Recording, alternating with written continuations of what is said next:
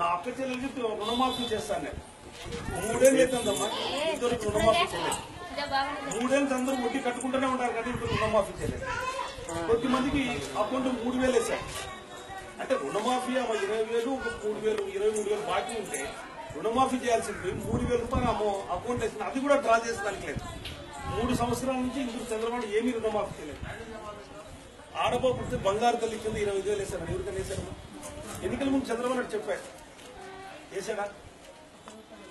రూపాయన ఈ పిల్లలు చూస్తున్నారు 8th క్లాస్ చంద్రబాబు ఆడపిల్లలు సైకిల్ తీసారమ్మా. అంటే నేను ఎందుకు అడుగుతున్నానంటమ్మా, 3 సంవత్సరాల క్రితం ఎన్నికల వాగ్దానాలు ఇచ్చినప్పుడు ఎన్నికలు అయిన తర్వాత అన్ని చేయాల్సిన బాధ్యత ముఖ్యమంత్రి ఉండాలేదమ్మా. అదే రాజశేఖర్ సార్ ముఖ్యమంత్రిగా ఉన్నాడు, రైతులు రుణమాఫీ అన్నాడు, రైతులకి కరెంటు ఉచితంగా ఇస్తాడు, చేసినాడా లేదమ్మా. ఆరోగ్యశ్రీ పెట్టాడు, 108 104 ఎన్ని చెప్పకున్నాడా ఆయన చేసినాడా లేదమ్మా.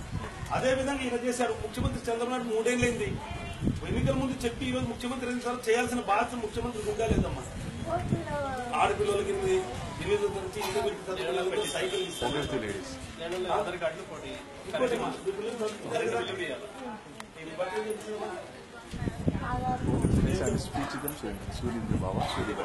డిగ్రీ చదువుతున్నాడు అంటే మంచి అంటే చంద్రబాబు ఇంటికి ఉద్యోగం నిరుద్యోగం అది కూడా ఎన్నికల